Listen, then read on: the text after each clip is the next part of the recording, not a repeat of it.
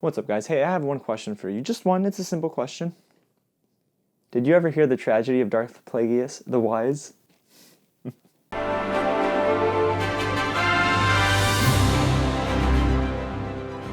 What's going on, guys? James here, and this is Chapter 3, Episode 3, I guess you could say, of my new series here at the channel, Star Wars Rewind. Now, if you don't know what that is, that's me going through every single episode of the Skywalker saga leading up to Episode 9, The Rise of Skywalker, which hits theaters December 20th. And with today's installment, we're talking all about Episode 3, Revenge of the Sith, directed and written by George Lucas, which wraps up the prequel trilogy, which, if you have been keeping up with this series, I'm not that big of a fan of. Now, if you don't know where we're at in the story right now, this is basically Anakin fully realizing that he's being tempted by the dark side, and Supreme Chancellor Palpatine isn't who he is, and Obi-Wan's just caught up in the middle of all this drama. Oh, and Padme's pregnant. A lot of setup for the original trilogy, which I hope you're familiar with, and if not, you're at the right place. Before I go any further, if you haven't already, go ahead and subscribe to the channel below, hit the big red button, and right next to it, you'll see a bell. Tap that and keep up to date with every single chapter of Star Wars Rewind. Like this video, don't forget to share it with all your friends in the galaxy, and in the comments below, let me know where Episode 3 ranks for you. Is it the best prequel trilogy film, or is it kind of in the middle? Alrighty, guys, I got my notes, and I'm ready to dive into Episode 3, Revenge of the Sith. Almost immediately, I understand how much of an upgrade this is in the special effects department. All the CG, all the visual effects, they're just so much better. I mean, even Kashyyyk planets out in the Outer Rim, I mean, they're awesome. They look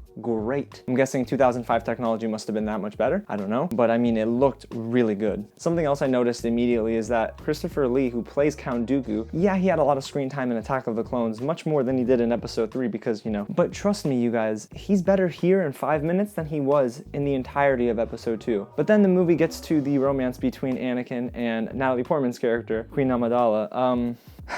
Guys, I'm concerned because the melodramatics here are so awful, and I'm like, new Star Wars fans probably won't vibe with this because it's so cheesy. But I don't know what it is about Hayden Christensen and Natalie Portman. They just maybe weren't written well together. Their conversations were so awkward the entire time, and it was even worse when he started turning to the dark side, and I'm like, bro, you're not that scary. But what I can safely say about this story is that it definitely has a darker tone than the first two, and that is something I really enjoyed. Saving grace in the acting department, though, is Ewan McGregor as Obi-Wan and Ian McDiarmid as Supreme Chancellor Palpatine. Yo, both of them are amazing. Ewan is so much more mature in this role, and you can tell he's really embracing Obi-Wan's character. I loved all his dialogue, all the wisdom he dropped with Anakin, and then you have Ian McDiarmid, who's literally so sinister, especially in the second half of the movie, that it really tied everything home so nicely for me. Something I noticed that Episode 3 did that the first two didn't do. It used the cinematography in a very creative way. The first two, yeah, the action sequences are decently shot, but in this, it's not just all about the action sequences. It's simply Anakin and Obi-Wan walking down a hallway, and you see Obi-Wan in a lighter setting, and then Anakin's in a darker setting, or both are dark because, of course, the dark side's taking over, the Empire is ready to reign. It's a very interesting choice that George Lucas had to make. Speaking of Obi-Wan and Anakin together, trust me, their scenes are so much more natural, and I actually did like a lot of that infighting dialogue. Now let's go over to the big action sequences, because I had some things I didn't like about it. I mean, yeah, the Battle of Kashyyyk gave me Star Wars Battlefront vibes, but I don't know why George Lucas made the decision to cut in and out of action sequences. Okay, so for example, we go to Kashyyyk and they're fighting and everything, and all of a sudden wipe fade, and you jump to another sequence that's like low, calm, it's dialogue and not very high energy. And then you have Obi-Wan going and fighting General Grievous, and you're like, this is awesome, I'm in this. And then it cuts away again. And like I said earlier about the darker tone of the film, I really like that Order 66 was kind of fully realized. Yeah, we didn't see like rated R levels of like action and gore and all that, but you kind of caught the hint that Anakin was going to kill these young Jedi. And I'm like, yo, when I first saw this movie, I had not seen anything so dark like this in Star Wars history before. And I'm like, okay, yeah, you know,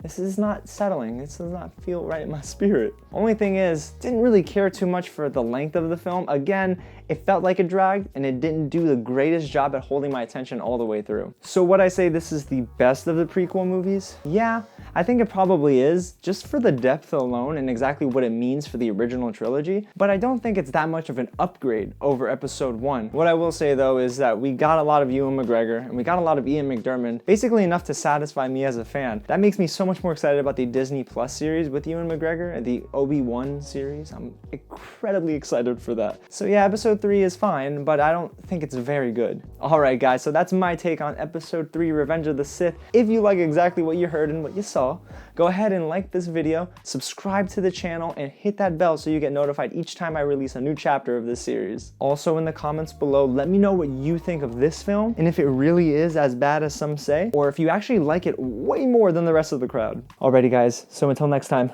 I'll catch you at the next screening. I wish I had lightning coming out of my fingers here to show you why I'm doing this. I still kind of like that scene, whatever.